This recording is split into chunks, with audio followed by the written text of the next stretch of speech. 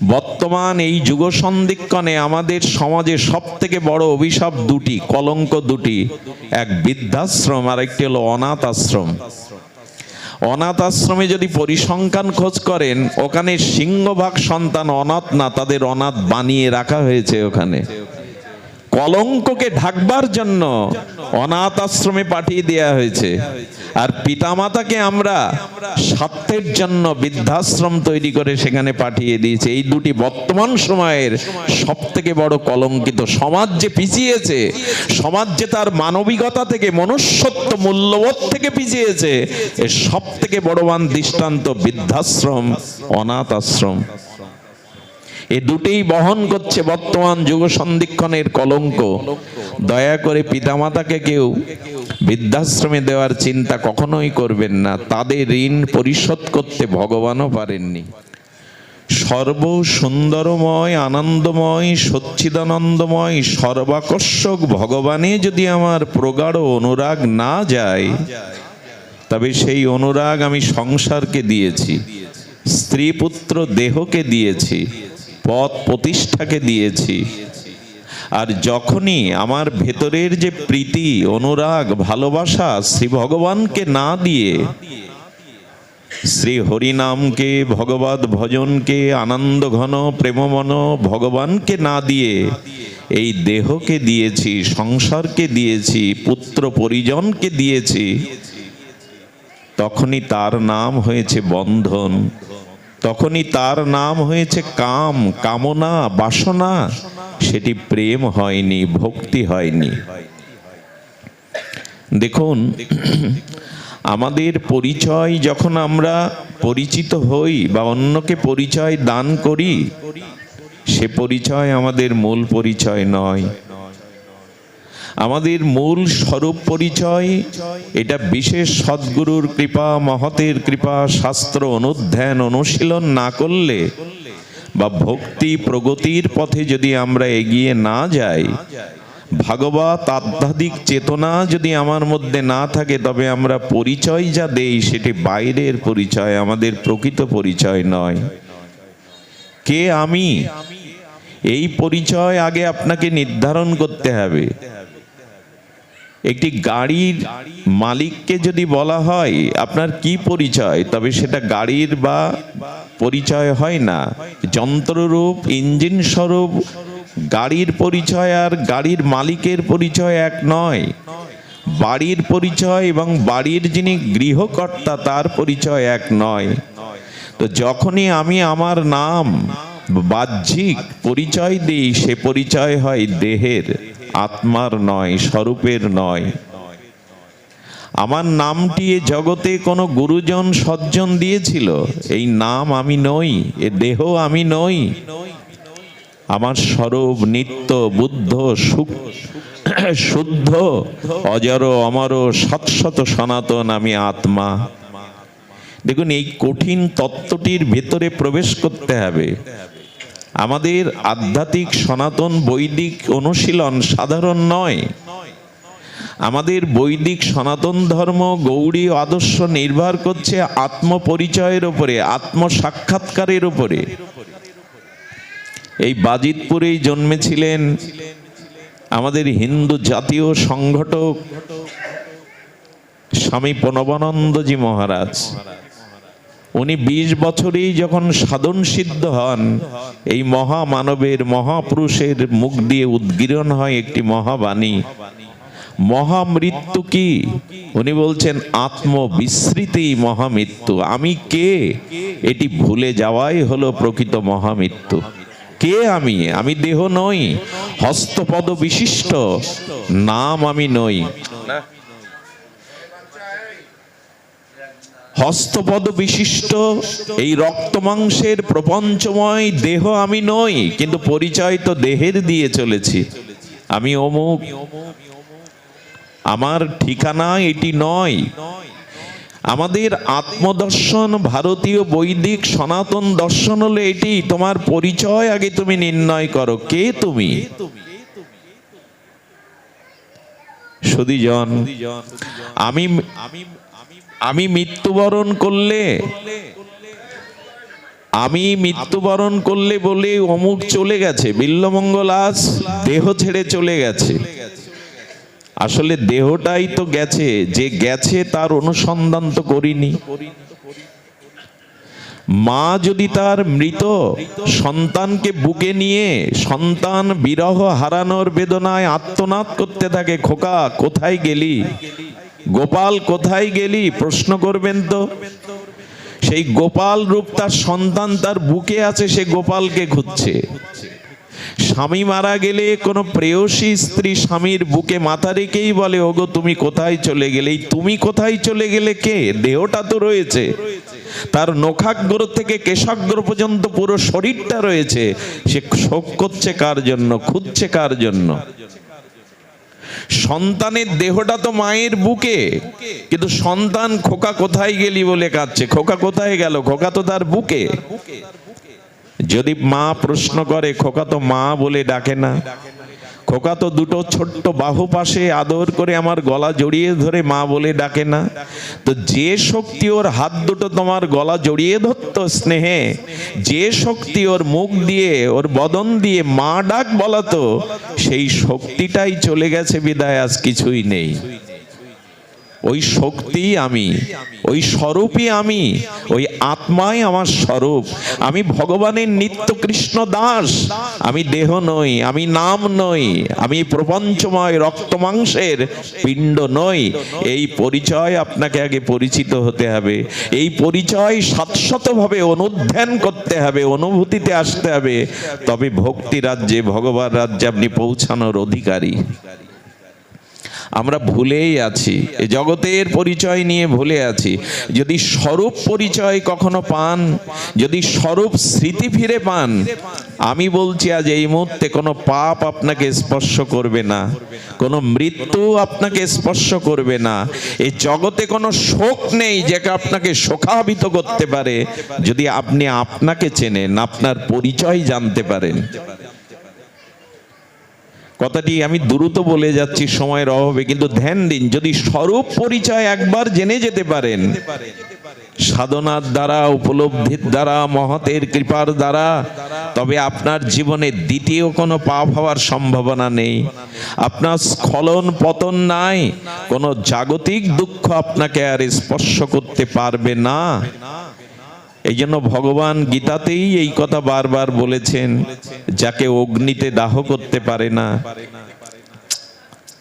যাকে অগ্নিতে দাহ করতে পারে না, যাকে জল ভিজাতে পারে না, বাতাস যাকে আর্দ্র করতে, শুষ্ক করতে পারে না, যিনি অজর অমর শাশ্বত চিরন্তন দিব্য চিন্ময়, সেই চিৎকণ পরমাত্মার অংশ আত্মা আমি। তো আত্মা সম্পর্কে গোস্বামী তুলসীদাস বলেছেন, ঈশ্বর অংশ জীব অবিনাশী। খুব ধ্যান দিন শব্দটার দিকে। ঈশ্বর অংশ জীব অবিনাশী, অমল চেতন সহজ সুখ রাশি। কি অদ্ভুত গোস্বামী পাদের এই দিব্য শব্দ। আমরা ঈশ্বরের অংশ, মামই বাংশ জীবলোক জীবভূত সনাতন। আমি যদি ঈশ্বরের অংশ হই, ঈশ্বরের জন্ম নাই, ঈশ্বরের আবির্ভাব আছে, ঈশ্বরের মৃত্যু নাই, তার তিরোভাব আছে, ঈশ্বরের জরাব্যাধি নাই। তা আমি যদি স্বয়ং সেই অনিত্যর উপরে চির নিত্য বস্তু শাশ্বত অজর অমর সচ্চিদানন্দময় ভগবানের অংশ হই, তো আমার মৃত্যু কোথায়, আমার জরা কোথায়, আমার দুঃখ কোথায়? স্বয়ং সচ্চিদানন্দ পরতত্ত্ব ভগবানের দুঃখ নাই। এর প্রমাণ হলো, সূর্যতে কখনো অন্ধকার দেখা যায় কি? সূর্য কখনো কি অন্ধকারের পরিচয় পায়? সূর্যের সামনে অন্ধকার যেতে পারে? তেমন ঈশ্বরের জরা নাই, মৃত্যু নাই, দুঃখ নয়, শোক নয়, তাপ নাই, ক্ষয় নয়। তিনি শাশ্বত সনাতন চিরন্তন অবিনেশ্বর তত্ত্ব। আমি যদি তার অংশ হই, আমার মধ্যে উঠে এটা থাকতে হবে। মিষ্টি দ্বারা, ক্ষীর দ্বারা তৈরি করা যে কোনো বস্তুতে ক্ষীরের স্বাদ থাকবে না, মিষ্টির স্বাদ থাকবে না। একটা প্রকাণ্ড অগ্নিকুণ্ড থেকে যদি একটা অগ্নি স্ফুলিঙ্গ বেরিয়ে আসে, সেটা কি আগুন নয়? সেটা পড়লে কি তাপ লাগবে না? বৃহৎ কোনো অগ্নিকুণ্ড থেকে অগ্নির স্ফুলিঙ্গ যদি বেরিয়ে এসে গায়ে পড়ে, ওটা পড়বে কিনা? কারণ অগ্নি থেকেই তো জাত, অগ্নি থেকেই তো তার উৎপত্তি। তেমনি আমি যদি ঈশ্বরের অংশ হই, আমার তো জরা, মৃত্যু, ব্যাধি, দুঃখ, শোক, তাপ থাকার কথা নয়। ঈশ্বরে তো পাপ থাকার কথা নয়। সূর্যে তো অন্ধকার থাকার কথা নয়। এলো কেন? সেই প্রশ্নের উত্তর জানতে হবে। কোথা থেকে এগুলি প্রবেশ করলো? যখনই আমরা আমাদের স্বরূপকে ভুলে গেছি, আমি কে, এই তত্ত্ব থেকে দূরে সরে এসেছি, তখনই আমার মধ্যে প্রবেশ করেছে এই অনিত্যতা, প্রবেশ করেছে এই অভিশাপ। এই জন্য ভগবৎ স্বরূপে এগুলো নেই। কি বলছে? চেতন, অমল, সহজ, সুখরাশি। দেখুন, যার ভিতরে স্বরূপ চেতন আছে, তাকে কাম ক্রোধ লোক আক্রান্ত করতে পারে না। ছোট কথা বলি, আমার এই দেহটা থেকে যদি আত্মা বা চেতন শক্তি চলে যায়, তখন এটা পচন ধরবে। ধরবে কিনা? পোকা হবে। আচ্ছা, শৃগাল এখন আপনার সামনে আসে, শগুন এখন আপনার শুয়ে থাকলে মরার মতো বুকে বসবে? যদিও বিরল প্রজাতি এই শগুন পৃথিবী থেকে, বিশেষ করে আমাদের বঙ্গদেশ থেকে এই পরিবেশ সুন্দরকারী প্রাণীটা প্রায় লুপ্ত। কিন্তু যদি মরার পাশে আপনি মরার ভান করে শুয়ে থাকেন, চিল বা শগুন যারা মৃতকে ছিঁড়ে খায়, সভ্য প্রাণী, এরা আপনার বুকে বসবে না। বহু মাইল দূর থেকে ওরা জেনে গেছে আপনার মধ্যে এখনো প্রাণ আছে। সিগালটা, কুকুরটা আসবে না, কারণ প্রাণ আছে। কিন্তু 20 কিলোমিটার দূর থেকে মরাকে ওরা দেখতে পায়, বুঝতে পারে, ওর বুকে এসে মাংস ছিঁড়ে খায়। ঠিক যখনই আপনি বুঝবেন আপনি দেহ না, আপনি রক্ত মাংসের পিণ্ড না, আপনি ঈশ্বরের অংশ, আপনি চেতন, তখন কাম, ক্রোধ, শৃগাল, কুকুর আপনাকে আর ছিঁড়ে খেতে আসবে না। গৃহ দেবতা যদি জেগে থাকে, তবে চোর প্রবেশ করতে পারে? পাহারাদার যদি জেগে থাকে, গৃহ দেবতা যদি জেগে থাকে, চোর ঘরে প্রবেশ করতে, যার ভিতরে আমি ঈশ্বরের অংশ, এই চেতনা জেগে আছে, তার কাছে কাম ক্রোধ তাকে ছিঁড়ে খেতে পারবে না। মরে পড়ে থাকুন, ছিঁড়ে খাবে শৃগাল, কুকুর, গৃহ, শগুন, কিন্তু জীবদ্দশায় পড়ে থাকুন, ওরা একটাও আপনার কাছে আসবে না। এর মানেই হলো, যখন আপনি ঈশ্বরের অংশ, আপনি কৃষ্ণ দাস, এই চেতনা আপনার ভিতরে কাজ করবে, তখন কাম ক্রোধ আপনাকে ছিঁড়ে খাবে না। যেমন এখন আপনাদের মধ্যে কাম ক্রোধ, দুশ্চিন্তা, সংসার ভাবনাটা আসছে না, কারণ এখন ভগবানের লীলা কথা সাধু সঙ্গে শ্রবণ করছেন। এখন আপনার ভিতরে চেতনাটা জাগ্রত হয়েছে, এই জন্য এখন কারো মধ্যে কোনো বিকার আসছে না।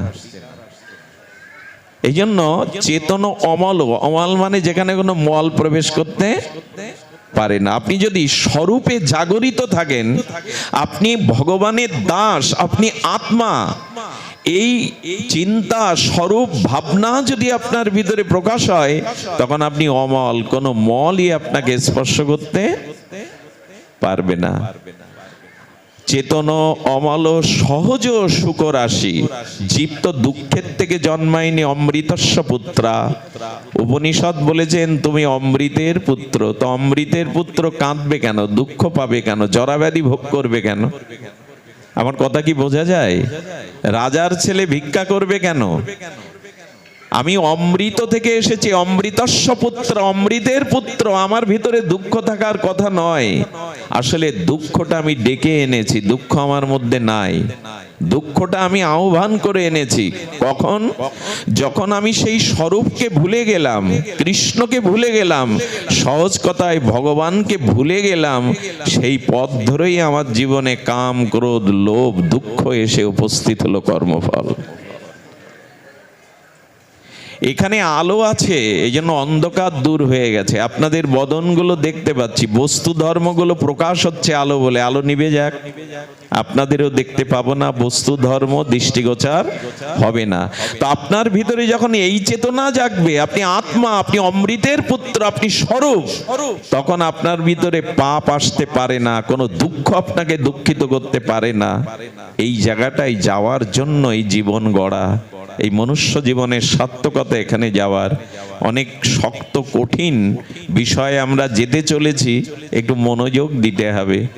এখন স্বরূপ পরিচয় নিতে গেলে আমাদের প্রথমত দরকার অনেক কাল, অনেক কল্প, অনেক জন্ম ভগবানকে ভুলে আছি, মায়াতে আবদ্ধ হয়ে আছি। এখন সঠিক পথটা হলো, যে ভালোবাসাটা, যে প্রীতিটা, যে অনুরাগটা, যে পিপাসাটা সংসারকে দিয়েছি, দেহ গেহ পুত্র পরিজনকে দিয়েছি, ওটা আবার নিগড়াতে হবে। আচ্ছা, এই যে সুতির কোনো বস্ত্রখণ্ড যদি জলে ভিজিয়ে নেন, জলটা সুতোর মধ্যে প্রবেশ করবে কিনা? করবে কিনা? তো জল আর কাপড়টা যদি আলাদা করতে চান, কি করতে হবে? নিগড়াতে হবে। নিগড়ে জলটা আলাদা করতে হবে, কাপড়টা আলাদা করতে হবে। তো সাধু সঙ্গে, গুরু কৃপায়, মহৎ কৃপায়, ভগবানের ভজনের দ্বারা যে ভালোবাসাটা জন্ম জন্মে ভুল পথে দিয়েছেন, ভুল জায়গায় দিয়েছেন, ওটা বিবেক এবং চেতনার দ্বারা নিগড়ে ভগবানকে দেওয়ার নামই হলো, ভগবানকে দেওয়ার নামই হলো এই দুঃখ জরা মৃত্যু থেকে নিষ্কৃতির একমাত্র উপায়। এই জন্য ভগবান বলেছেন, মচ্চিত্ত সর্বদুর্গানি, দুর্গতি যদি নাশ করতে চাও মনকে আমায় দাও, দ্বিতীয় কোনো পথ খোলা নেই তোমার জীবনে। যদি সর্বদুর্গতি হতে তুমি নিষ্কৃতি পেতে চাও, মচ্চিত্ত সর্বদুর্গানি মৎ প্রসাদাৎ তরিষ্যসি। গীতার এই মহাবাণী, দিব্যবাণীতে ভগবান বললেন, একমাত্র উপায় মন আমাকে দাও, মত চিত্ত। নিজের কাছে প্রশ্ন করুন তো, মন বা মনের অনুরাগ ভগবানকে দিতে পেরেছে কিনা? বিশ্বকবি রবীন্দ্রনাথ, এই কবীন্দ্র এক গীতি চরণে উনি বলেছেন, মাঝে মাঝে তব দেখা পাই, চিরদিন কেন পাই না। মাঝে মাঝে মনটাকে ঈশ্বর দেই, বিপদে পড়ে, সংকটে পড়ে, রাজ ভয়, মৃত্যু ভয়, সংসার ভয়, পুত্র কন্যার মঙ্গলের জন্য মাঝে মাঝে মনটা ভগবানকে দেই। মাঝে মাঝে তব দেখা পাই, চিরদিন কেন। কালো মেঘ আসে হৃদয় আকাশে, তোমারে দেখিতে দেয় না। আমাদের মাঝে মাঝে কালো মেঘ এসে পূর্ণিমার চাঁদকে ঢেকে দেয়, ভগবানের অনুরাগকে, ভগবানের প্রীতিকে ঢেকে দেয় এই বিষয় কামনারূপ মেঘ। এই জন্য এই শ্লোকে বলছেন, ইষ্টে সারসিকী রাগ পরমা বিষ্টতা ভবে। যে কোনো উপায়ে, যে কোনো উপায়ে মনের আবেশটা, প্রগাঢ় তৃষ্ণাটা ভগবানের দিকে দাও। তো যাবে কি করে, সেটা এখন আমরা অনুসন্ধান করব। আগেই বলে নিলাম, যদি অমল সহজ সুখ রাশি পান, পাপ আপনাতে আসবে না। পাপ আপনাতে আসতে পারে না যদি চেতনা জাগৃত থাকে। আপনার মধ্যে যদি চিত চেতনা, আধ্যাত্মিক চেতনা জাগরিত থাকে, আসতে পারবে না। সুধীবৃন্দ, এই জন্য বলছে, তন্ময়ী যা ভবেদ ভক্তি। তন্ময়ী জানে ভগবানের প্রতি আমাদের একটা তন্ময়তা আসতে হবে, সহজ কথায় আবেশ আসতে হবে। ইষ্টে সারসিকী রাগ বিরজন্তী অভিব্যক্তং ব্রজবাসী জনাদিষু। আহা, রূপ গোস্বামীর কলম। এই আচার্য, রসাচার্য, রূপানুগা ভজনের আচার্য রূপ গোস্বামীবাদ বলছেন, বিরজন্তী অভিব্যক্তং ব্রজবাসী জনাদিষু। ব্রজবাসীদের দিকে তাকাও। ব্রজবাসীরা যেমন করে তাদের প্রাণের প্রাণধন, তাদের নয়নের নয়ন, তাদের জীবনের স্পন্দন, তাদের জীবনেরও জীবন, কৃষ্ণের প্রতি ব্রজবাসীরা যেভাবে ভালোবাসাটা দিয়েছিল, প্রগাঢ় অনুরাগটা দিয়েছিল, তুমিও তেমনি করে ব্রজবাসীদের আনুগত্যে অমনি করে তোমার প্রগাঢ় অনুরাগটা ভগবানকে দাও। ব্রজবাসী জনাদিতে বিরাজমান। ব্রজবাসীদের মধ্যে যে প্রীতিটা গোবিন্দের জন্য বিরাজ করছে, তুমি ওদের আনুগত্য নিয়ে ওই প্রীতিটা তাদের দাও। আচ্ছা, আমাদের প্রীতি ভগবানে যেতে চায় না কেন? খুব মূল্যবান একটি বিষয়, আমরা যদি একটু আলোচনা করি, একটু ধ্যান দিয়ে শুনতে হবে। আমাদের প্রীতিটা, আমাদের অনুরাগটা ব্রজবাসীদের মতো প্রিয় পরম ব্রজ সুন্দর মনোহর রসরাজ গোবিন্দের প্রতি না গিয়ে কেন বিষয়ের প্রতি যায়? তার একটি কারণ, আমাদের জীবনে জন্মের সাথে সাথে আমরা দুটো অভিশাপ নিয়ে জন্মেছি। খুব মূল্যবান কথা, যদি হৃদয় দিয়ে শোনেন। আমরা যখনই এই পৃথিবীতে জন্মেছি, দুটো অভিশাপ আমাদের মাথার উপরে এসেছে। অভিশাপ দুটি আমাদের সকলের আছে। একটা হলো সসুখ বাসনা, আর একটা হলো স্বার্থ।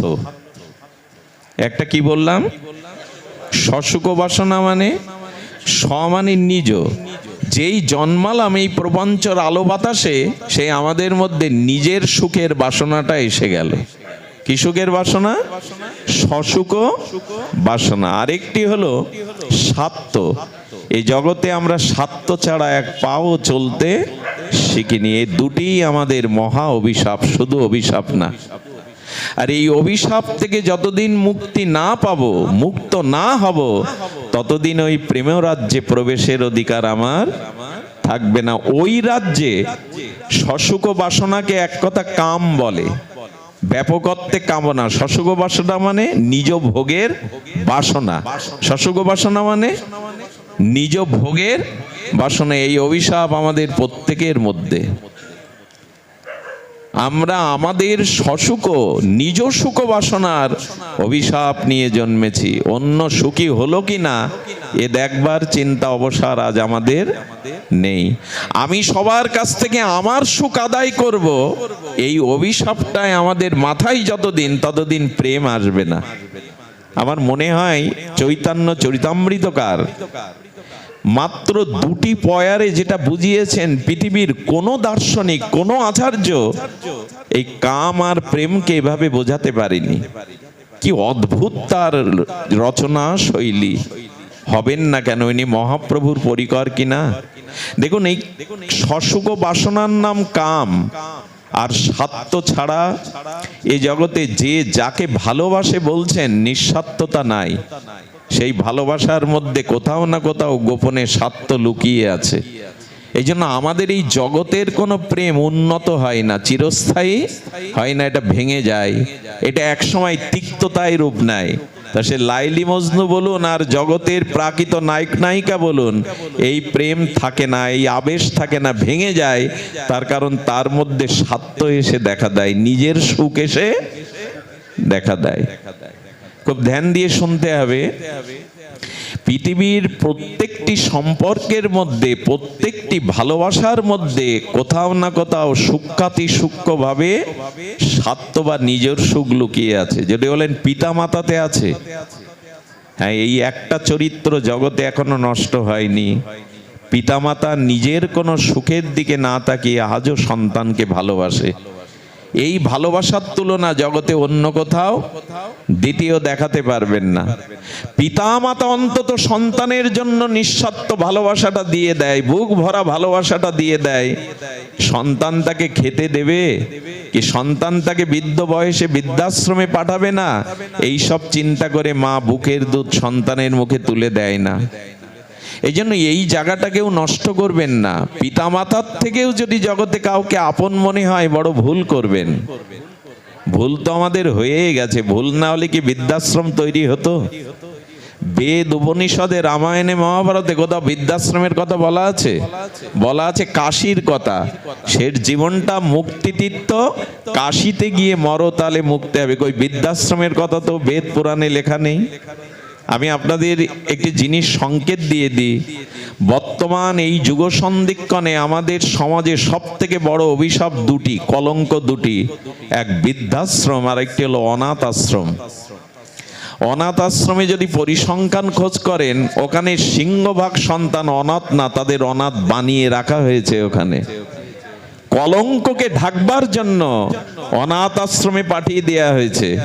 আর পিতামাতাকে আমরা স্বার্থের জন্য বৃদ্ধাশ্রম তৈরি করে সেখানে পাঠিয়ে দিয়েছে। এই দুটি বর্তমান সময়ের সব থেকে বড় কলঙ্কিত। সমাজ যে পিছিয়েছে, সমাজ যে তার মানবিকতা থেকে, মনুষ্যত্ব মূল্যবোধ থেকে পিছিয়েছে, এর সব থেকে বড়বান দৃষ্টান্ত বৃদ্ধাশ্রম, অনাথ আশ্রম। এই দুটেই বহন করছে বর্তমান যুগ সন্ধিক্ষণের কলঙ্ক। দয়া করে পিতামাতাকে কেউ বৃদ্ধাশ্রমে দেওয়ার চিন্তা কখনোই করবেন না। তাদের ঋণ পরিশোধ করতে ভগবানও পারেননি।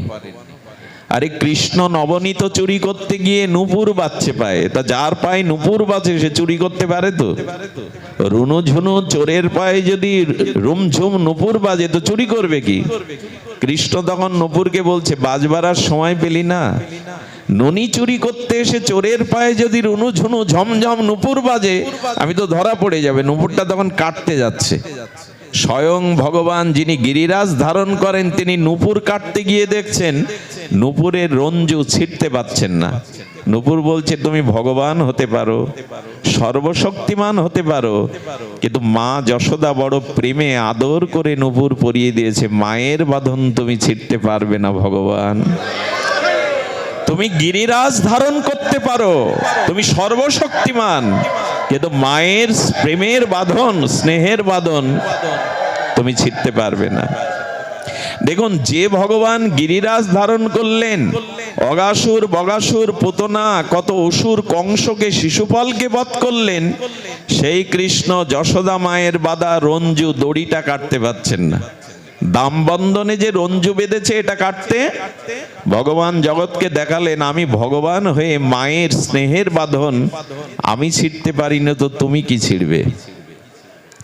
এই জন্য পিতামাতার সম্বন্ধটা নির্মল। তবুও বলবো, তবুও শুনুন, পিতামাতার মনেও কিঞ্চিত কিছুটা আশা লুকিয়ে থাকে। সে আশাটা কি জানেন? আমার এই ছেলে নিশ্চয় আমাকে ফেলে দেবে না, আমার এই ছেলে নিশ্চয় আমাকে ঘাট ধাক্কা, এই আশাটাও নিয়ে তাকে পালন করে। তো একমাত্র জগতের শাস্ত্রে বলছেন যে এই যে শশুক বাসনার স্বার্থ, এই দুটি অভিশাপ আমাদের জীবন থেকে নামাতে না পারলে আমরা প্রেমের রাজ্যে, ব্রজের রাজ্যে যেতে, রাধা মাধবের প্রেম রাজ্যে আমাদের পরিবেশ অধিকার হবে না। কারণ ওইখানে একমাত্র প্রেম নিয়েই যেতে হবে, কাম নিয়ে ওখানে যাওয়া যাবে না। আচ্ছা, কাম প্রেমটা কাকে বলে? বলে একই। চুলের এপাশ ওপাশ আলাদা করা যাবে কি? মুদ্রা, টাকার এপিটোপিটের মান কি আলাদা? একটি টাকা বা একটি নোট বা মুদ্রার এপিটোপিটের মান কি আলাদা? আলাদা নয়। তেমনি কাম প্রেম দেখতে একই রকম, একই তার স্বভাব। প্রেমও যা, কামও তা, কিন্তু পার্থক্য হলো, আহা, কবিরাজ কৃষ্ণ গোস্বামীর অনবদ্য এই লেখনী। উনি বলছেন, আত্মেন্দ্রিয় প্রীতিবাঞ্ছা তারে বলে কাম, আর কৃষ্ণেন্দ্রিয় প্রীতিবাঞ্ছা ধরে প্রেম নাম। একই বিষয়বস্তু। নিজের সুখের জন্য যা চাওয়া পাওয়া তার নাম কাম, আর কৃষ্ণ সুখের জন্য যা কিছু তার নাম প্রেম। ঘুরিয়ে দিন। বোঝাতে পারছি না, বোঝাবার ক্ষমতা, দক্ষতা, অনুভূতি নাই, তো কি বোঝাবো? কাম প্রেম একই মানে যে দৃষ্টান্ত বহুবার দেওয়া হয়েছে, কোনো যুবক যদি গোলাপ ফুলের কাননে বাগানে গিয়ে কোনো লাল গোলাপ, ফুটন্ত গোলাপকে তুলে তার প্রেয়সী তার প্রিয়ার খোপায় গুজে দেয়, প্রিয়া হাসি মুখে তাকে একটু স্তুতি করে, ভালোবাসার অভিনয় করেও দুটো প্রীতির কথা বলে, প্রশংসার কথা বলে, আমাকে এত ভালোবাসো। আর এই একই গোলাপের বাগানে একই বৃন্ত থেকে আরেকটি যুবক গোলাপ ফুল তুলে সেই সুগন্ধময়, সৌরভময়, সৌন্দর্যময় গোলাপের পাপড়িগুলো অগরু চন্দন মিশিয়ে রাধারানীর চরণে দিয়ে দিল। একই তো গোলাপ, একই বাগান, একই বৃন্তে দুটো গোলাপ ফুটেছে। একজন তার প্রেয়সীর খোপায় গুজে দিল আবেশে, আর একজন রাধারানীর চরণে পাপড়িগুলো দিয়ে দিল। বোঝা যায় যেটা কৃষ্ণ সুখের জন্য দিচ্ছেন তার নাম প্রেম, আর কৃষ্ণকে বিমুখ করে, ভগবানকে বিমুখ করে নিজ সুখের জন্য যে চাওয়া তার নাম কাম। এর থেকে সহজ করে আর কেউ এমন পয়ার দিতে পারেনি। আত্মেন্দ্রিয় প্রীতি বাঞ্ছা, অর্থাৎ নিজের প্রীতি বাঞ্ছা, নিজের সুখের বাঞ্ছার নাম হলো কাম, আর ভগবৎ প্রীতির যে ইচ্ছা বা বাঞ্ছা তার নাম প্রেম। এখানে আপনারা মানসিক শান্তি পাচ্ছেন, তার কারণ কি জানেন? এখানে কোনো কামনা নিয়ে আসেননি, টাকার জন্য আসেননি, দেহভোগের জন্য। কেউ এখন চা দিবে আপনাকে এখানে বসে? কেউ এক গ্লাস জল দিবে? কেউ আপনার গরম লাগছে বলে বাতাস করবে? করবে না। তবু বসে মানসিক শান্তি পাচ্ছেন কেন জানেন? আপনি এখন কৃষ্ণ সুখের জন্য এসেছেন, কারণ সাধু সঙ্গে হরিকথা শুনলে ভগবান আনন্দ পান, তার সুখের জন্য এসেছেন। এই জন্য কাম আপনাকে এখন স্পর্শ করছে না। কিন্তু লক্ষ্য করবেন, এই আপনারাই যদি এখন কোনো যাত্রা দেখতে যান, বিয়ে বাড়িতে যান বরযাত্রী হয়ে, ওখানে আপনাদের অস্থিরতা কমবে না, উচ্ছ্বাস কমবে না, কারণ ওখানে নিজ সুখের চিন্তা করে গেছেন। আচ্ছা, এই কষ্ট বিয়ে বাড়িতে গিয়ে পাবেন যদি বলা হয় 2 ঘন্টা এখানে বসুন, কোনো জল দেওয়া হবে না, আপনাদের সাথে কোনো কথা বলা হবে না, আপনাদের কোনো অভিনন্দন করা হবে না, 2 ঘন্টা এই মাটিতে বসুন। বিয়ে বাড়িতে বসবেন আপনারা? এখানে বসেছেন কেন? এখানে বসেছেন দেহ সুখের জন্য, এখানে আসেননি। এখানে আত্মীয়তা পাওয়ার জন্য আসেননি। সাধু সঙ্গে ভগবত কথা শুনলে ভগবান আনন্দ পাবেন, তাই এসেছি ভগবানের জন্য। এই জন্যই এখন এত কষ্টের পরেও একটা মানসিক শান্তি কাজ করছে। কাম প্রেম দোহাকার বিভিন্ন লক্ষণ। এই দেখুন, কাম প্রেমের লক্ষণ কি? কাম প্রেম দোহাকার বিভিন্ন লক্ষণ। কাম অন্ধতম, প্রেম উজ্জ্বল ভাস্কর। কি বলেছেন কবিরাজ কৃষ্ণকে? কামের তাৎপর্য নিজ সম্ভোগ কেবল, কৃষ্ণ সুখই তাৎপর্য, প্রেম তো হয় প্রবল। আহা, এমন করে আর কেউ লিখে যেতে পারিনি। উনি বলছেন কামের তাৎপর্য কি? নিজ সম্ভোগ কেবল, ভোগ করতে চাই। কামের তাৎপর্য নিজ সম্ভোগ কেবল, এই দেহটাকে ভোগ দিতে চাই, শব্দ স্পর্শ রূপ রস গন্ধ ভোগ করতে চাই, এটাই কামের তাৎপর্য। আর কৃষ্ণ সুখ তাৎপর্য হয় প্রেম তো প্রবল। কৃষ্ণের সুখের জন্য যে চেষ্টা তাকেই বলে প্রেম। প্রেম হলো অমানিসার ঘোর অন্ধকার, এই কাম হলো অমানিসার ঘোর অন্ধকার, প্রেম হলো পূর্ণিমার পূর্ণ চন্দ্রিমার কিরণমালা, সুধা কিরণ। কাম হলো নর্দমার প্রতি দুর্গন্ধময় দূষিত প্রদূষিত পোকামাকড়ময় জল, যা স্নান করা যায় না, পান করা যায় না। আর প্রেম হলো মন্দাকিনীর স্নিগ্ধ অমৃত ধারা। এই জন্য জগতে যতদিন নিজ সুখ স্বার্থ কামনা আছে, ততদিন ওই রাজ্যে, ব্রজ রাজ্যে প্রবেশ করা সম্ভব নয়। আমার সময় কম, আমি দ্রুত আপনাদেরকে একটু ব্রজে নিয়ে যেতে চাই।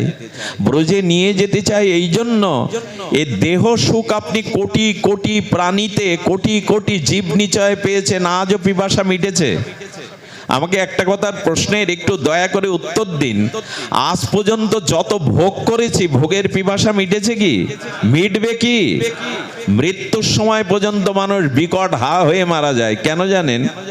ওকে দেখলেই জ্ঞানীজনেরা নিশ্চিত বুঝতে পারে ওর এখনো পিপাসা যায়নি।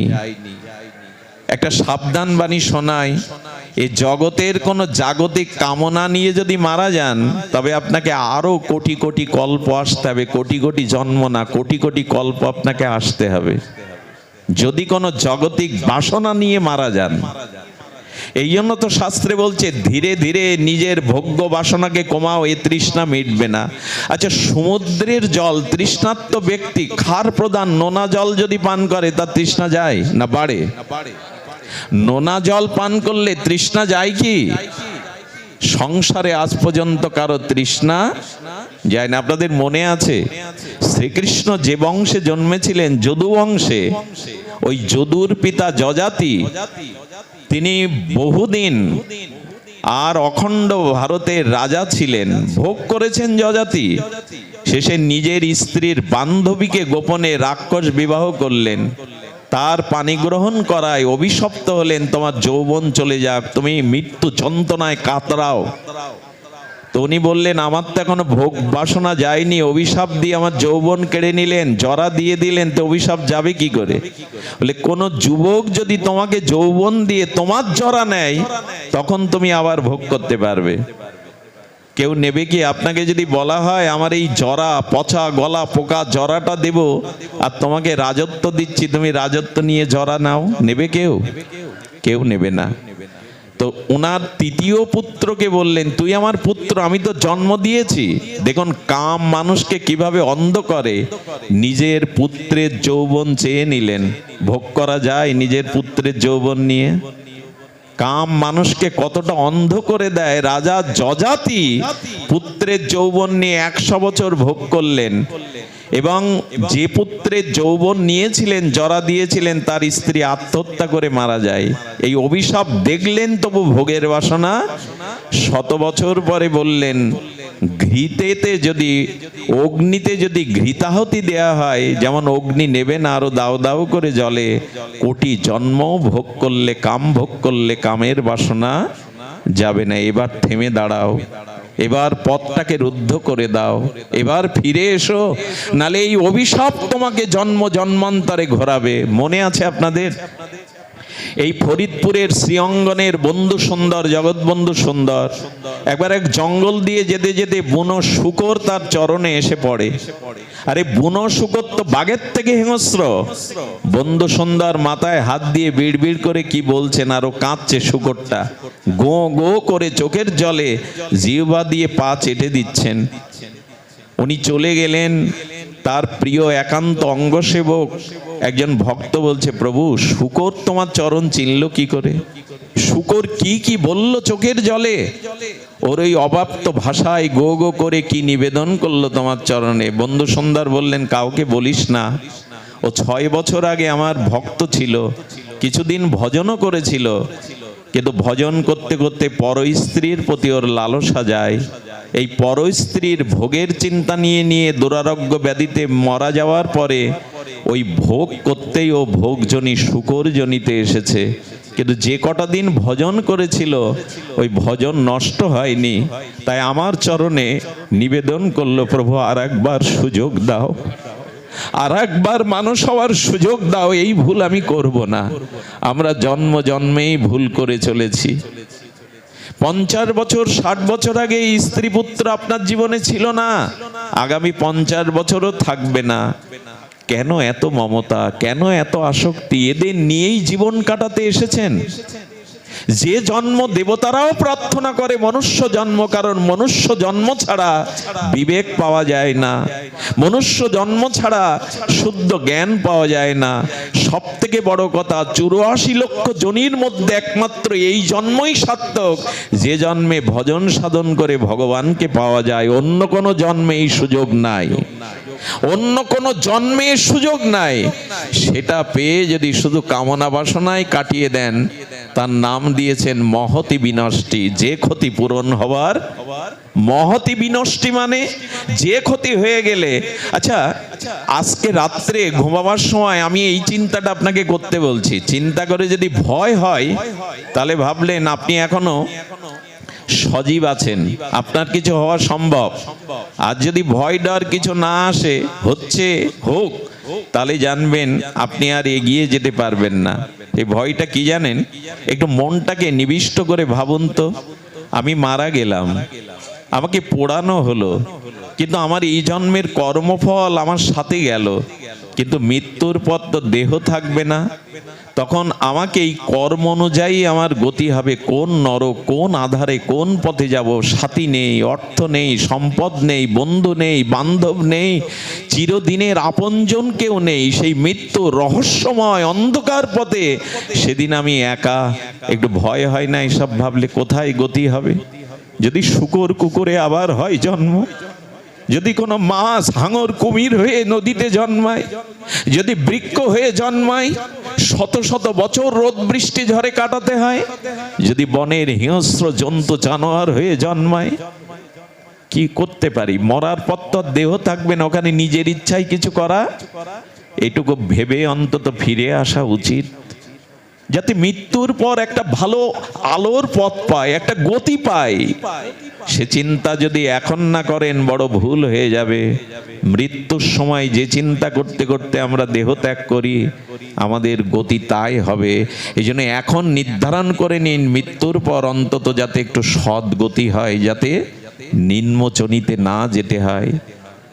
আরে কোথাও যাবেন বলে আপনাকে কত কি প্রস্তুতি নিতে হয়। কোনো বিদেশে যেতে গেলে পাসপোর্ট, ভিসা, কোথায় যাবেন তার ঠিকানা, জামা কাপড়, ট্রেনের টিকিট, বিমানের টিকিট, আর আপনি কোথায় যাবেন মৃত্যুর পর সে চিন্তা ভুলে জগৎ নিয়েই মেতে আছি। এটা জ্ঞানের পরিচয় নয়, এটি ভাবনা নয়। মৃত্যুর পরে যাতে একটা সদ্গতি হয় সেই চিন্তাটা, ভাবনাটা এখন থেকেই করা উচিত।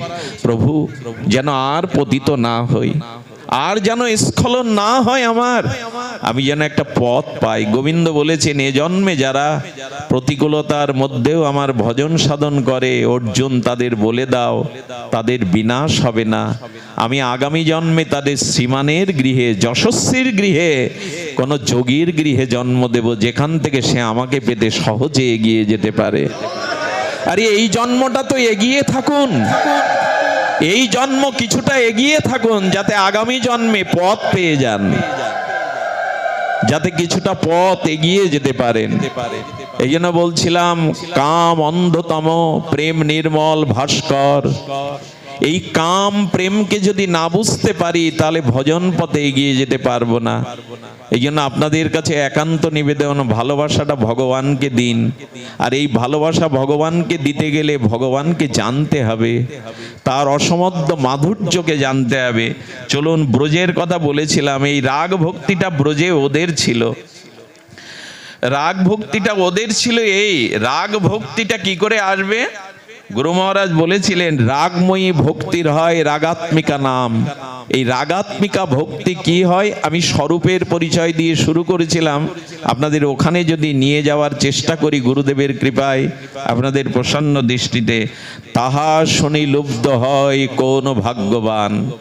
এই জগতে রাগময়ী ব্রজ ভক্তির কথা শুনতে হবে, নিষ্কাম বিশুদ্ধ ব্রজ প্রেমের কথা শুনতে হবে। এই শুনতে শুনতে কারো মনে লোভ জেগে যাবে, যদি আমিও এমন করে ভালোবাসতে পারতাম। তাহা শুনি লুব্ধ হয় কোন ভাগ্যবান। এই কথা শুনতে শুনতে কারো মনে যদি কিঞ্চিত লোভের সঞ্চার হয়, আমিও যদি তোমাকে এমনি করে ভালোবাসতে পারতাম। এই লোভটা সাধু সঙ্গে আর ভগবানের নাম রূপ লীলা কথা শ্রবণ কীর্তন না করলে এই লোভ কারো জাগবে না। ডক্টর মহানম্রত ব্রহ্মচারী বলেছিলেন, মিষ্টির দোকানে কাছের সুন্দর আলমারির মধ্যে পরিপাটি করে মিষ্টিগুলো সাজানো থাকে। রাস্তায় পথচারী যেতে যেতে একবার তাকায় বনফুল মিষ্টির দোকানে, তখন মিষ্টিগুলো দেখলে একেবারে যে লোভ হয় না তা না, কিন্তু লোভটা প্রকট হয় না। ভালো মিষ্টি, একদিন হয়তো পাবো, সময় থাকলে, অবসর থাকলে, পকেটে অর্থ থাকলে। কিন্তু ওই মিষ্টি কিনে এনে আপনার কোনো প্রিয়জন যদি আপনাকে দেখিয়ে দেখিয়ে সামনে খেতে থাকে, তখন লোভ সামলাতে পারা মুশকিল হয়ে পড়বে। ঠিক মহানামজি বলছেন, এই ব্রজের কথা, এই প্রেমের কথা, এই ভগবানের লীলা কথা যদি তুমি ভক্ত মুখে সামনে বসে শোনো, তাহলে তার মুখ নিঃসৃত এই ভক্তি মাখানো হরি কথা শুনতে শুনতে তোমার মধ্যেও লোভ জেগে যাবে। এমনি করে আমিও কবে ভালোবাসবো ভগবানকে, আমি কবে এমনি করে তাকে ভালোবাসতে পারবো। তাহা শুনি লুব্ধ হয় কোন ভাগ্যবান। এই যদি গোবিন্দকে ভালোবাসবার লোভ একবার জাগে, তাহলে আপনি ভাগ্যবান, না হলে দুর্ভাগ্য আপনাকে ছাড়বে না। নিজের সুখের চিন্তা বাদে যদি ভগবানকে সুখ দেওয়ার চিন্তা করেন, তবে সেই দিনই আপনি ভাগ্যবান বলে পরিগণিত হবেন। এর আগের জীবনটা আমাদের দুর্ভাগ্যে ভরা, শুধু নিজের চিন্তা করে যারা গেলাম। সুধীজন, লোভে ব্রজবাসীর করে অনুগতি। এই লোভে ব্রজবাসীদের যদি অনুগতি করে, শাস্ত্র যুক্তি নাহি মানে রাগানুগার প্রকৃতি। কথাটা গভীর রাত হয়েছে, এত কঠিন কথা হয়তো আমাদের সরস করবে না হৃদয়, কিন্তু শাস্ত্র যুক্তি মানে না। লোভ কখনো বিধিবিধান মানে? সেই ছোটবেলায় মায়ের নারকেল নাড়ু খাস না জন্য ওটা ঠাকুরের পূজায় লাগবে, এই বিধি মানি আমরা? কোন অবসরে মায়ের নাড়ু চুরি করে দু চারটে খেয়ে ফেলতাম, কারণ লোভ কখনো যুক্তি মানে না। তো ব্রজপ্রেমটা, ভগবত প্রেমটা এমনি করে কোনো যুক্তি মানে না। সে কোনো আজ্ঞাকে মানতে চায় না, ভালোবাসতে হয় তাই ভালোবাসবো, কারো বিধিনিষেধ মানবো না। এই জন্য গোপীরা কারো বিধিনিষেধ মানেননি। তারা দেহ ধর্ম, কুল ধর্ম, তাদের সংসদ ধর্ম জলাঞ্জলি দিয়ে, আচ্ছা ধর্ম ত্যাগের কথা তো কৃষ্ণই বলেছে, সর্বধর্মান পরিত্যাজ্য মাম একং শরণং ব্রজ, বলেননি ভগবান?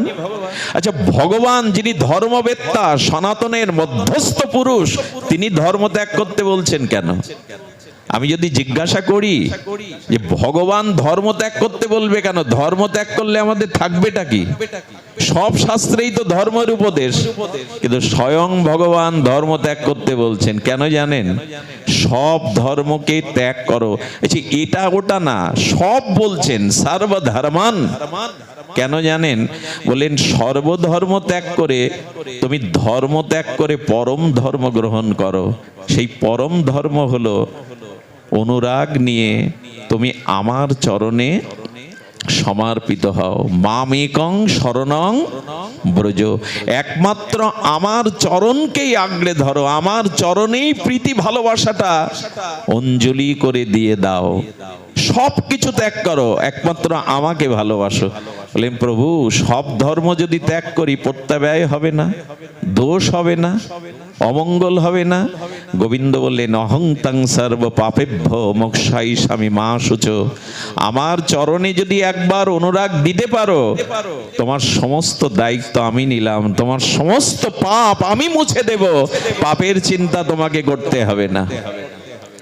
আচ্ছা এখন ভগবানকে আপনি এটো খাওয়াতে পারবেন না, পারবেন কি? আপনার মুখের এটো দিতে পারবেন ভগবানের গালে?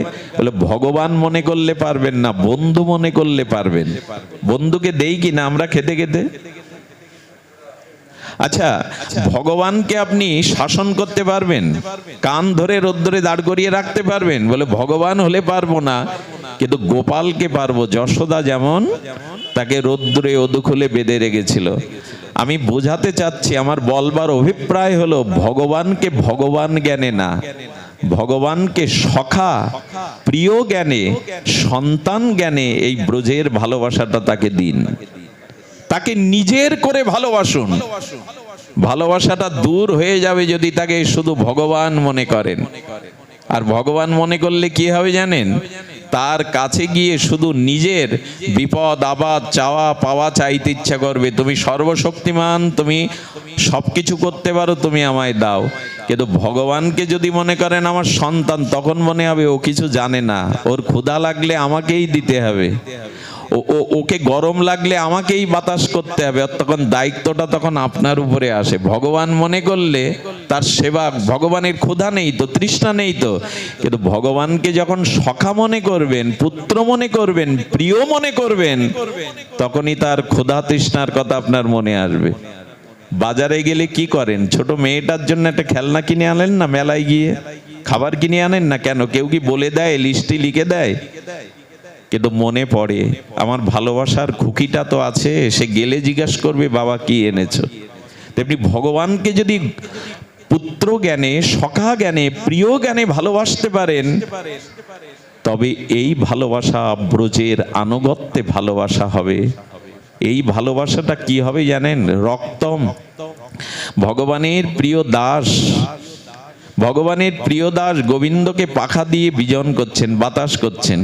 ঘরমক্ত দ্বারকাধীশ গোবিন্দকে যখন বাতাস করছেন, দারুক, ভগবানের দাসের নাম রক্তক পত্তক দারুক। তো দারুক যখন বাতাস করছে, আচ্ছা সেবাটা কার করছে? প্রভুর সেবা করছে গোবিন্দের, কিন্তু হঠাৎ দারুক গোবিন্দের বদন কমল সৌন্দর্য দেখে চোখে জল এসে গেছে। তুমি এত সুন্দর, মানে প্রেম এসে গেছে ভগবানকে দেখে। আর প্রেম যেই এসেছে, চোখে নয়নে জল এসেছে, হাত কাঁপতে শুরু করেছে, প্রেমের লক্ষণ, পাখাটা পড়ে গেছে। আচ্ছা, এইখানে আমাকে বলুন তো, প্রেমটা ওর এসেছে আর সেবাটা হচ্ছিল কার? গোবিন্দের। এখানে কবিরাজ কৃষ্ণকবি বলছেন, যদি তোমার সেবার পথে আমার প্রেম এসে তোমার সেবারুদ্ধ হয়ে যায়, তবে সেই প্রেম আমি চাই না। সেই প্রেমের প্রতি ভক্তের ক্রোধ হচ্ছে, প্রেম কেন এলি, সেবা বন্ধ হয়ে গেল।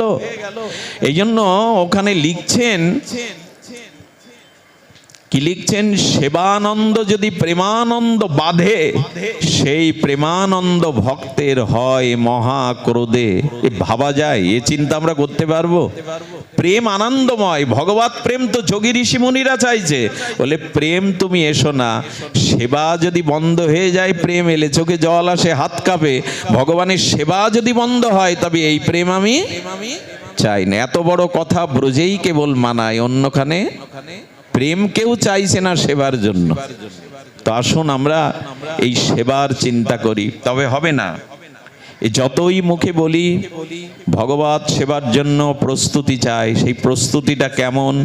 বহুবার বলা, বহুবার শোনা, এ কথা আবারও বলি।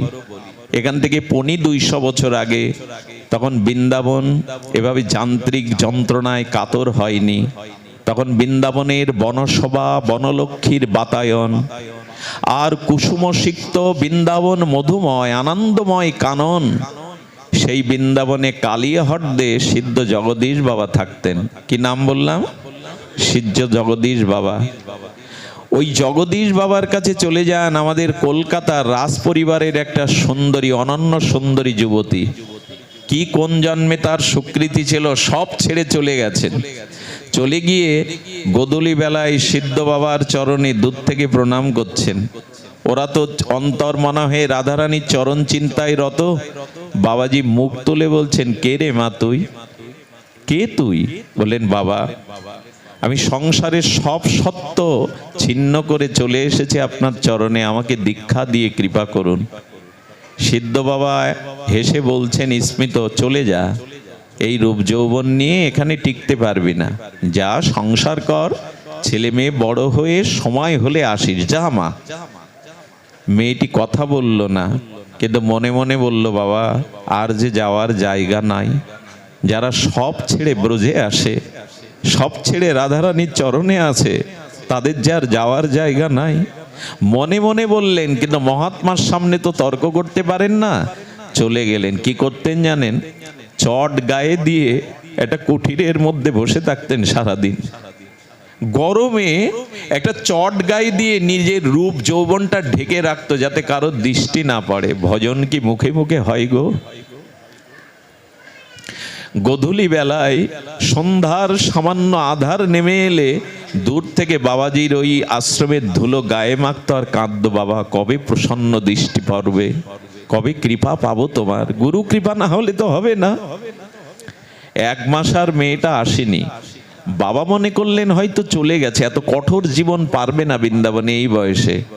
1 মাস পর মেয়েটা সামনে এসে দাঁড়ালো। হাড়গুলো কেবল আছে জানেন, সে যৌবনের জ্যোতি আর নেই, সে দেহের জ্যোতি আর নাই।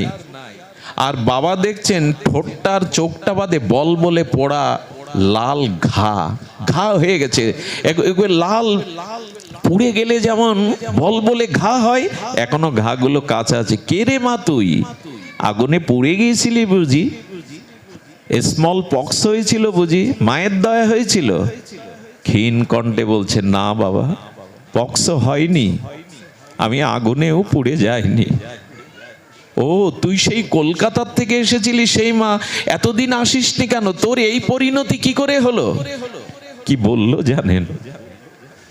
বাবা যেদিন বললেন এই ভরা রূপ যৌবন রাধারানীর ভজনের পথে বাধা, সেই দিন আমি কুঠিয়ায় গিয়ে একটা পাত্রে আগুন জ্বেলেছিলাম। সেই দাও দাও আগুনে একটা লোহার শিক গরম করে আমি আমার যৌবনটা ছেঁকা দিয়ে দিয়ে 1 মাস ধরে পুড়িয়ে দিয়েছি। 1 মাস ধরে আমার যৌবনটা, যদি বলেন এত আবেগ দেখাচ্ছ কেন, এরকম দৃষ্টান্ত হয় না।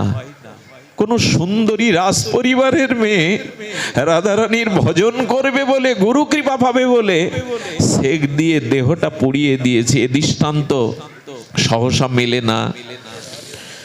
মেয়েটা বলছে, বাবা হবে না, আমার দ্বারা রাধারানীর ভজন হবে না। বাবার চোখে জল, হাত ইশারা করছে, আয় মা আমার কাছে আয়। সেই দিন তাকে এমন কৃপা করেছিলেন, ওই মেয়েটা অনেক অনেক দূরে গিয়েছিল, আর তার দিকে কোনো পুরুষ কোনোদিন তাকায়নি। রাধারানীর চরণের কৈকর্যে এমন করে ত্যাগ স্বীকার করেছিল, আমরা পারবো না, মুখে যাই বলি, আবেগ দিয়ে যাই বলি, আমরা এতটা ত্যাগ করতে পারবো না। এ দেহকেও এখনো সাজাতে আমরা ব্যস্ত। এই দেহ পোকায় ভরা। গুরু মহারাজ বললেন, এই দেহ যদি আমার লাশটা যদি ফেলে রাখেন, তো শৃগাল কুকুরে ভক্ষণ করার পরে ওদের উদরে বিষ্ঠার মলমূত্র হবে। এই দেহটা চিতায় পোড়ালে এক মুষ্টি ছাই হবে, আর চেওটা মাটির নিচে যদি দেন, ওইখানে কীটমিকিটে রূপান্তরিত হবে। যে দেহের পরিণাম এক মুষ্টি ছাই, যে দেহের পরিণাম মাটির নিচে দিলে কোটি কোটি পোকা, আর যে দেহটা শৃগাল কুকুরে খেলে তাদের উদরে বিষ্ঠায় রূপান্তরিত হবে মলমূত্রে, সেই দেহ সাজানোটাই কি উদ্দেশ্য এ জগতে আসা? আশা নয়। এই দেহ দিয়ে যদি ভগবত ভজন না হয়, এই দেহ দিয়ে যদি গৌর গোবিন্দের ভজন সেবা না হয়, বড় ভুল হয়ে যাবে। ভুল তো হয়েই গেছে। এই জন্য বললেন, এই অভিশাপ সসুখ বাসনা ত্যাগ করতে হবে। দেখুন, ভগবান মহাদেব, ভগবান শঙ্কর চিতাভস্য মেখেছেন। আমায় ব্যাখ্যা করতে পারেন এর কারণ কি? যিনি সত্যম শিবম সুন্দরম মহাযোগেশ্বর, ভগবান শিব চিতাভস্য মেখেছেন, জগৎকে জানাচ্ছেন এ দেহের অন্তিম পরিণাম তত্ত্বটা আমি গায়ে মেখেছি। যাই মাখো, একদিন অগ্নিতে পুড়তে হবে। এই মানুষ এত নিষ্ঠুর, চিতাতে পিতামাতার মাথাটা ফাটতে চায় না। দেখবেন আগুনে মাথা ফাটতে চায় না, যখন বাঁশ দিয়ে মাথাটা ফাটানো হয়। মাথা না পুড়লে তো অস্থি পাওয়া যাবে না, শবদাহ ক্রিয়া শেষ হবে না। এই জন্য প্রিয়জনকে দিয়ে মাথাটাও ফাটানো হয়। কোথায় দরদ দেখাচ্ছেন, কাদের নিয়ে পড়ে আছেন সারা জীবন? এদের প্রতি দায়িত্ব পালন করুন, কিন্তু ভালোবাসাটা ভগবানকে দিন, বড় ভুল হয়ে যাবে। এই সংসারের বাস্তবতা আমরা বুঝতে পারিনি। আপনাদের এই ফরিদপুরে, এই বৃহত্তম ফরিদপুরে এক ডাক্তার ছিলেন। ডাক্তারদের অনেক পরীক্ষা দিতে হয় জানেন। ডাক্তারি পাশ করার পরে প্রফেসর স্যারের সাথে গিয়ে শবচ্ছেদ ঘরে যেতে হয়। শবচ্ছেদ মানে লাশ কাটা ঘরে। লাশ কাটা ঘরে গিয়ে প্রফেসর বলছে, ছুরি নাও। তা প্রায় 200 বছর আগের ঘটনা। সেই ছুরিটা হাতে নিয়ে, তখন এত এয়ার কন্ডিশন রুমটুম ছিল না, ওই আবছা আলোর মধ্যে এক যুবকের লাশ কাটতে বলছে। কোথায় কিডনি, কোথায় হার্ট। যেই লাশটাতে ছুরি চালিয়েছে, কি বলবো, বহুদিনের পচাগলা লাশ থেকে বিকট গন্ধ আর কোটি কোটি পোকা ওনার সামনে। ওই যেই চিরেছে, পোকা বেরিয়েছে। সঙ্গে সঙ্গে ভাবছে, একটা যুবকের দেহের পরিণতি এই। আর এই দেহটা শুধু কামনা বাসনায় আমরা শেষ করলাম। হাত থেকে ছুরি পড়ে গেল। প্রফেসরকে প্রণাম করে ওই দিনই বৃন্দাবনের উদ্দেশ্যে চলে গেলেন। সিদ্ধ মনোহর দাস বাবাজির চরণে গিয়ে বললেন, আমাকে এই দেহ মুক্তির উপায় বলুন। এ দেহকে আমি জেনেছি। পরবর্তীতে তিনি একজন আচার্য সন্ন্যাসী হন। ডাক্তারি বিদ্যা তার ছিল, কিন্তু পরম বিদ্যা পেয়েছিলেন, ত্যাগের বিদ্যা। এই জড় দেহের পরিণতি, মাঝে মাঝে মিনি হাসপাতালে যাবেন, 250 বেড কি 500 বেডের হাসপাতালে গিয়ে ওই যন্ত্রণা কাতর দুর্গন্ধগুলো দেখবেন। তখন মনে পড়বে, এই শরীর ভোগের বস্তু নয়, এই প্রপঞ্চময় শরীর একটা ছোট নরক। সেখানে গেলে বুঝবেন যে এই শরীরের পরিণতি কি। এই জন্য শরীরকে সাজাতে গিয়ে, শরীরের আবেশ আসতে গিয়েই তো ভজন হলো না, কৃষ্ণ সেবা হলো না, ভগবত সেবা হলো না। এই দেহাবেশ যতদিন আছে, ততদিন ভগবানে আবেশ আসবে না, লিখে নিন। যতদিন এই দেহের আবেশ আছে, ততদিন আত্মায় আবেশ যাবে না।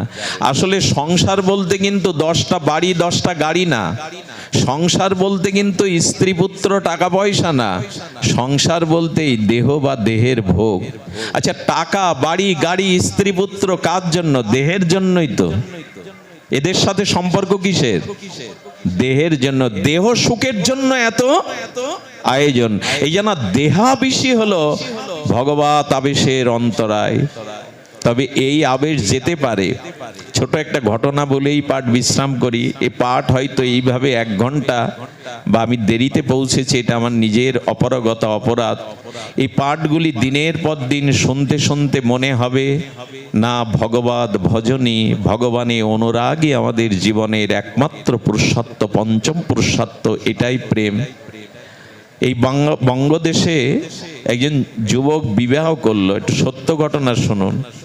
আর এই বিবাহের পরে তার স্ত্রীর প্রতি কোনো কোনো পুরুষের প্রবল আসক্তি থাকে স্ত্রীর প্রতি।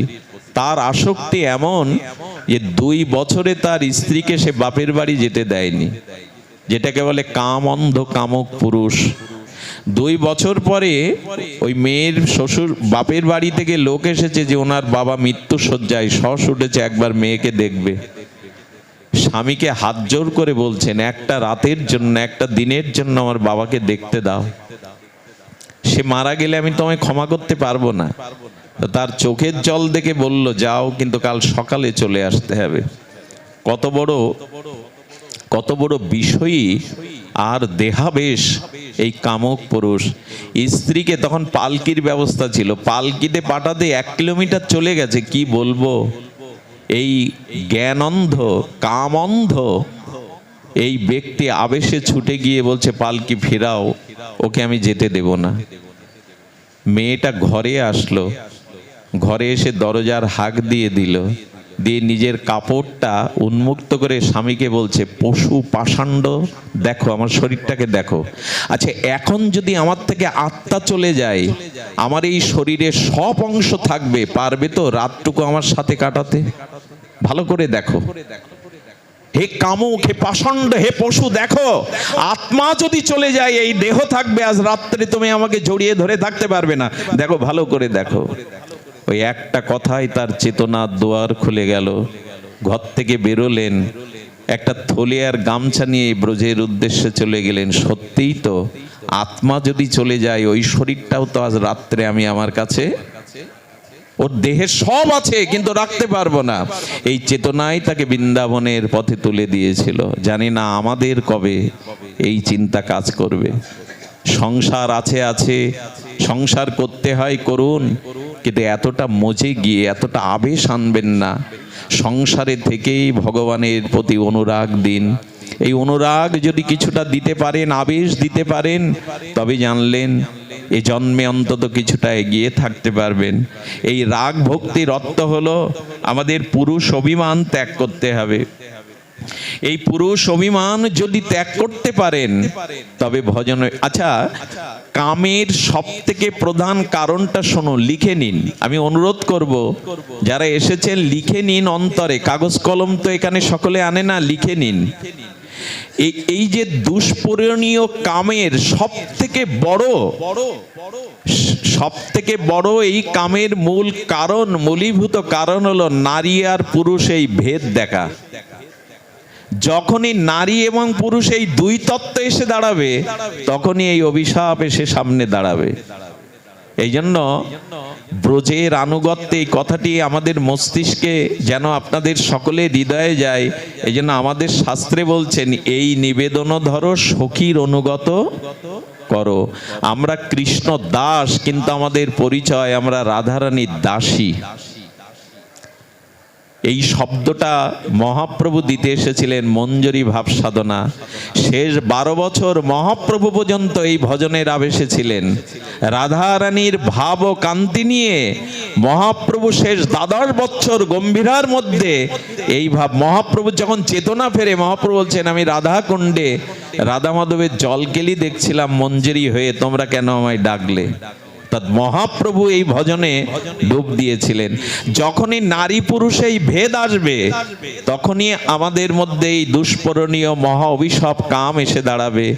এই জন্য শাস্ত্রে বলেছেন বারবার, আত্মনাম চিন্তায়তে তত্র তাসাং মধ্যে মনোরমাম রূপ যৌবন্য সম্পন্নম কিশোরীং প্রমাদ আকৃতিম। রূপানুগ ভজনের জগৎ আচার্য রসাচার্য রূপ গোস্বামী বলেছেন, গুরুদেবের কাছ থেকে মাঝে মাঝে মঞ্জরি ভাব সাধনাটা নিয়ে নেবেন। এই মঞ্জরি ভাব সাধনার কীর্তন সারা জীবন গাইলাম, এই মনের অভিলাষ বিলাস কুঞ্জে দিয়বাস। সেই বিলাসকুঞ্জে রাধামাধবের নিকুঞ্জ মন্দিরে ললিতা বিশাখা রূপমঞ্জরীর আনুগত্যে ওই লীলা স্মরণ করতে থাকুন, ওই লীলা ভাবতে থাকুন। আপনারা যদি বলেন আমি পুরুষ, আমি গোপী অভিমান আনবো কি করে, মঞ্জরী অভিমান কি করবে, বলে এটা সম্ভব।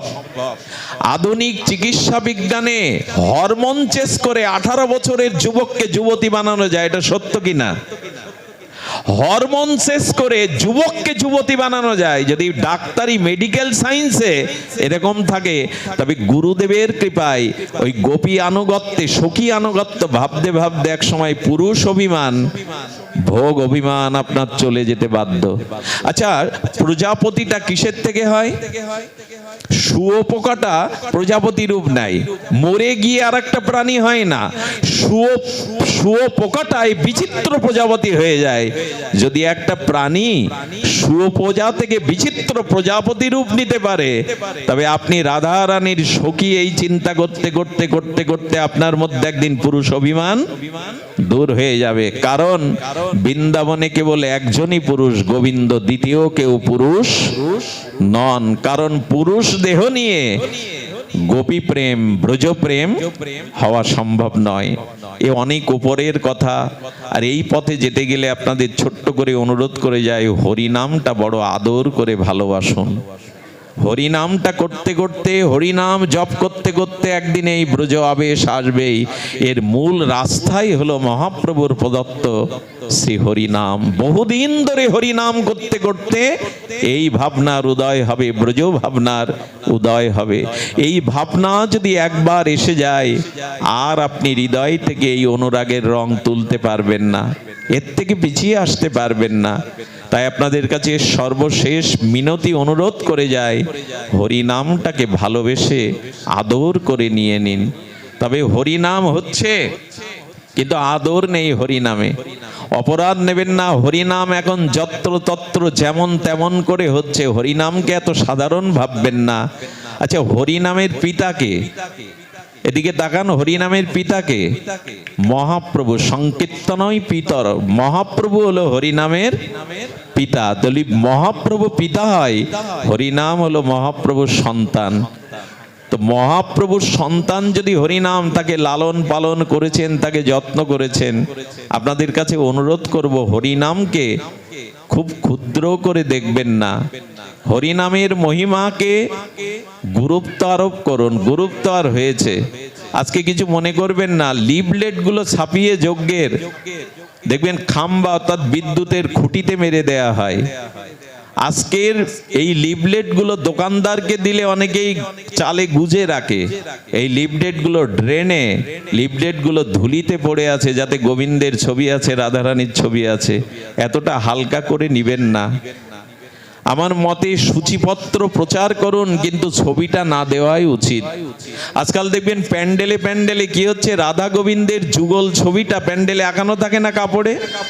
ওই রোদ বৃষ্টি আমাদের পায়ের ধুলো গিয়ে উড়ে পড়ছে গোবিন্দের গায়ে। এত আবেগ ভালো না, এত আবেগ ভালো না। এই জন্য এইগুলি দিবেন না যেখানে আমাদের পায়ের ধুলো, রোদ বৃষ্টি। কারণ শ্রী ভগবান আত্মার অঙ্কিত বিগ্রহ বা তার অঙ্কিত কোনো পট সাক্ষাৎ ভগবানের সমতুল্য। নামটাকে আমরা যত্র তত্র, এরপরে দেখবেন সরিষার টিনেও তো রাধা মাধবের ছবি, ধূপের প্যাকেটগুলোতে ছবি। এই অতি আবেগগুলো আমাদেরকে অপরাধী করে তুলছে। আর নাম যজ্ঞেরও দশা ওই 11টা বাজছে, তো আর কমিটিরও লোকজন নেই, তারা খিচুড়ি খেয়ে ঘুমাতে গেছে। একটা দিন যজ্ঞ, দুটো দিন, অথচ ওখানে ওই টাকা দিয়ে আনা দলগুলোই কীর্তন করে, ওইখানে এক রাত্রির জন্য কেউ রাত জেগে শুনতে চায় না। আমার একটা অনুরোধ আপনাদের কাছে, নামযজ্ঞ শুধু আসরে যেন না হয়, 24 প্রহার 56 প্রহার আসরে যেন না হয়, শুধু আসরে হোক, শুধু যেন আসরে না হয়। মহাপ্রভু বলেছিলেন ঘরে ঘরে হরিনাম হতে হবে।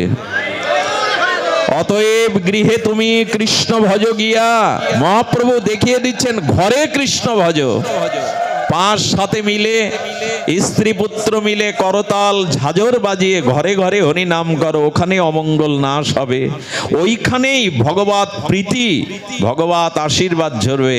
এখন আমরা আসরে নাম করি, গৃহে গৃহে হরি নাম প্রায়শ করি না আমরা। মহাপ্রভু এটা চাননি। শোনো শোনো নিত্যানন্দ, শোনো হরিদাস, সর্বত্র আমার আজ্ঞা করো হে প্রকাশ। জীবের দ্বারে দ্বারে গিয়ে, কোথায় যেতে বলছেন?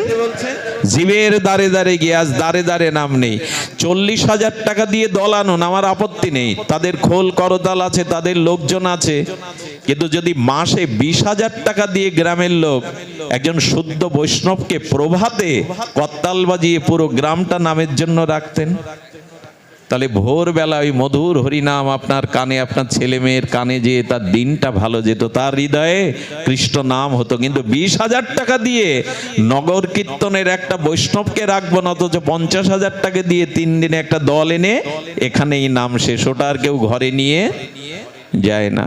মহাপ্রভু বললেন হরে কৃষ্ণ কৃষ্ণ কৃষ্ণ হরে হরে, হরে রাম রাম রাম হরে হরে। প্রভু কহে কহিলাম এই মহামন্ত্র, ইহা গিয়া জপসভা করিয়া নির্বন্ধ। জপ করি তো। আশ্চর্যতে একটা খবরের কাগজ সকালবেলা পড়তে কত সময় নেই আমরা?